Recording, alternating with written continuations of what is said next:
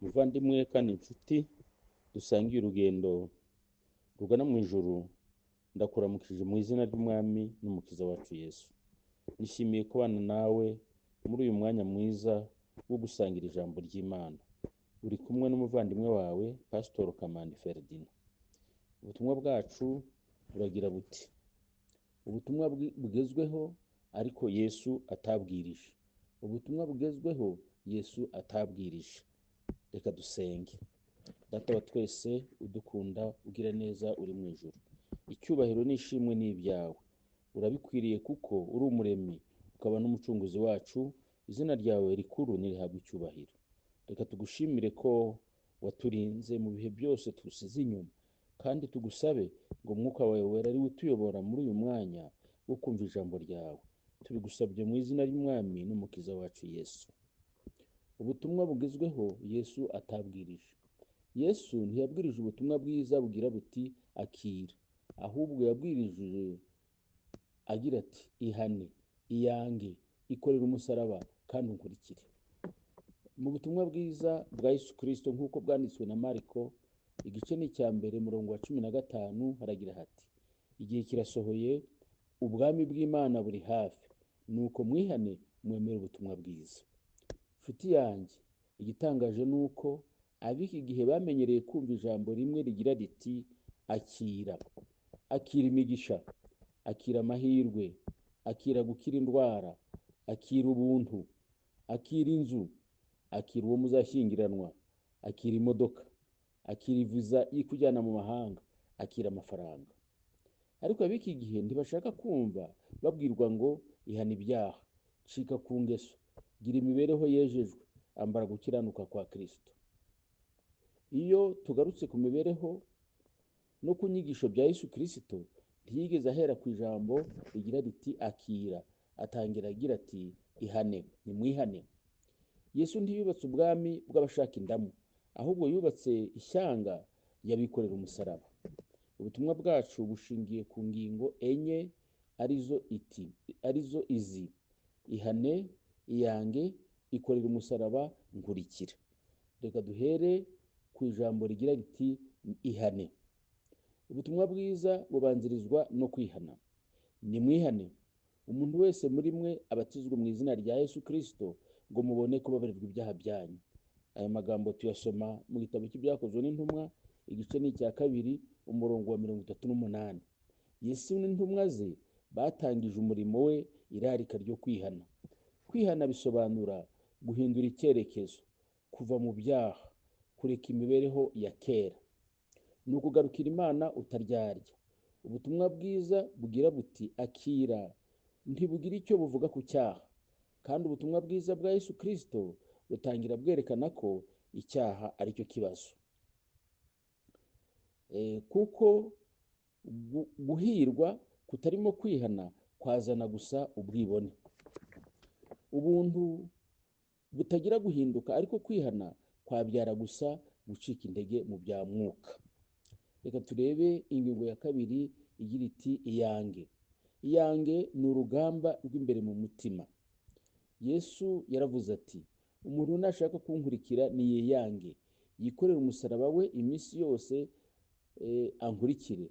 Kuko ushaka kurengera ubugingo bwe azabubura, ariko utita ku bugingo bwe ku bwanjye niwe uzabukiza. Aya magambo tuyasoma mu butumwa bwiza bwa Yesu Kristo nk'uko bwanditswe na Luka, igice ni icya 9 umurongo wa 23 n'uwa 24. Iyo bigeze aha ngaha, ubutumwa bw'iki gihe burahagera bukagwa, kuko kwiyanga bisobanura kunesha irari, guhara icyubahiro ariko kogezwa, ubushake bw'Imana bugasimbura ibyo ukunda. Ubutumwa rero bw'amanyenda buragira buti ikunde, iyogeze, iyemere, gundira, ntugire icyo urekura. Ubu butumwa rero si bwo Yesu Kristo yigeze abwiriza. Ariko ubutumwa bw'umusaraba buragira buti iyange, ca bugufi, rekura, itange. Reka tugere ku ngingo ya 3 igira iti ikorera umusaraba. umusaraba ni uburyo bwo kubabazwa no kwizera. Umusaraba si umurimbo wo mu ijosi, ni ugupfa kwinariye. Mu gihe cya Yesu umusaraba ukoreshwaga mu guhana. Igihe Yesu avuga ati ikorera umusaraba, aba agira ati emera gupfa ku ngeso zawe. Ubutumwa bugira buti akira gusa, nta kiguzi bigusaba.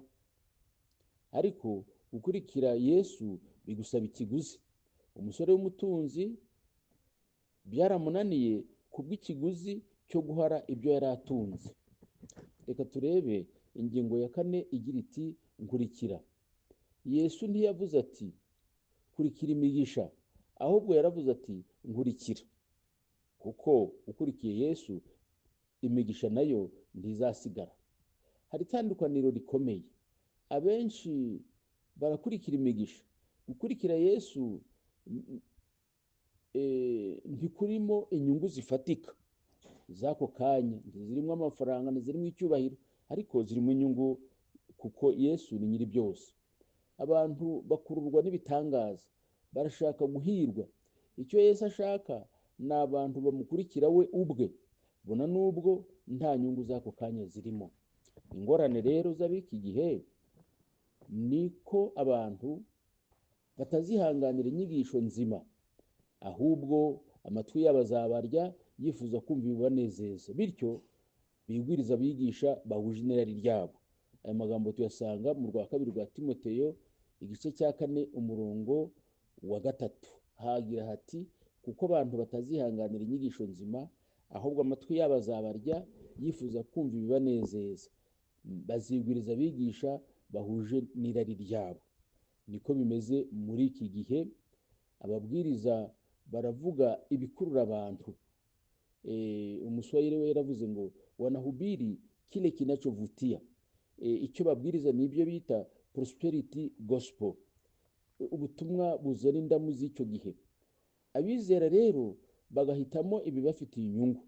Icyaha ntigicirweho iteka, umusaraba ntubwirizwe mu buremere bwawo, maze abantu bakaba abanyantege nke mu bya mwuka.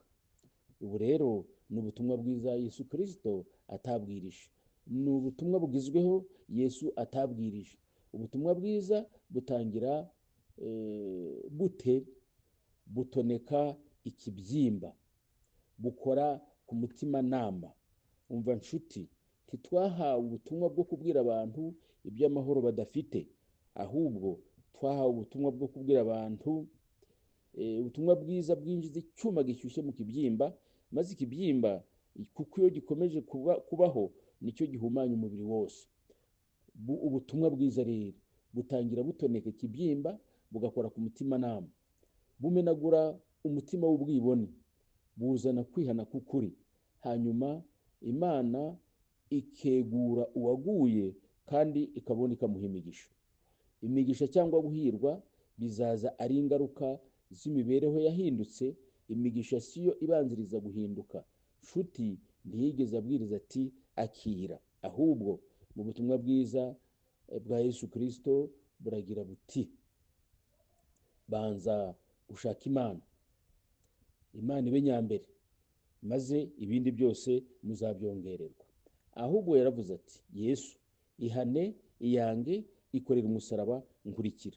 Nizi ntambwe enye, ngibyo ibyo Yesu yatubwirije. Ubutumwa bugezweho muri iki gihe sibwo Yesu yabwirije.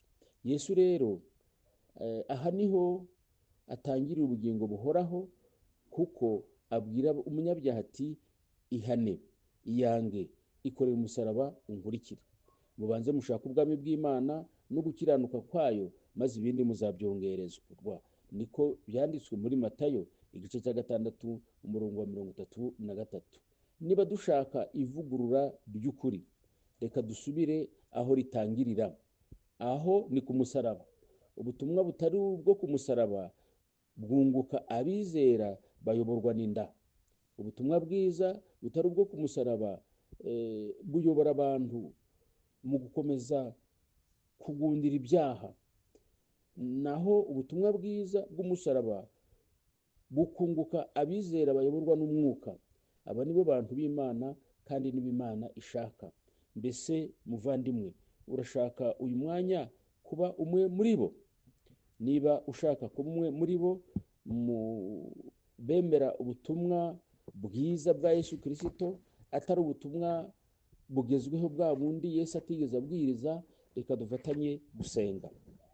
Data wa twese ugira neza udukunda uri mu ijuru, reka tugushimire ubuntu n'imbabazi twagiriwe nawe. Igihe ubugingo bwa mwene muntu bwari mu kaga, warahuruye uratabara, uza mu isi uzanywe no gushaka no gukiza icyari cyazimiye, maze utubera icyungo kitwunga n'ijuru, uhabwa icyubahiro. Ntiwahugundiriye kuba mu ijuru, waramanutse uza mu rwego rwo hasi cyane kugira ngo turonke. Reka rero twumve uko guca bugufi kwawe, natwe twemere kugukurikira duciye bugufi, maze uzabone ko tuzahura tuvana mu byaha, utubone kuduha icyubahiro cyo kuzabana nawe mu bwami bwawe. Tubigusabye kandi tugushimiye ko ubiduhereye ubuntu, mu izina ryiza rya Yesu. Uwiteka agomeze kubana nawe muvandimwe, mu izina ry'umwami wacu. Amen. Murakoze inshuti bavandimwe, mumaze kumva iyi miburo ibagezwaho n'urubuga rw'abahamya ba Kristo. Turashima Imana kubyo ikomeje gukora. Abahamya ba Kristo bafite ibyigisho kuri YouTube, washyira mu ishakiro ugashakisha abahamya ba Kristo podcast, ndetse wareba kuri Spotify, X, Instagram na Facebook n'indi miyoboro itandukanye. Duharanire twese kuba mu ruhande rwa Yesu Kristo ibihe byose tugihumeka, tuva mu byaha kandi tumwitegura kuko ari hafi kugaruka. Duhitemo Yesu bikiri none, kuko ejo atari ahacu. Ushaka kutwandikira wajya ku rubuga www.abahamyabakristo.org, email abahamyakristo@gmail.com, kuri telefone guteranya 1-717-856-679. Abahamya ba Kristo twishimira abatubaza ibibazo cyangwa abaduha ibitekerezo. Musangize inshuti n'abavandimwe ibi byigisho. Uwiteka abahe imigisha mvajuru, mukomeze kugira ubuzima buzira umuze n'amahoro biva ku Uwiteka bibahoreho.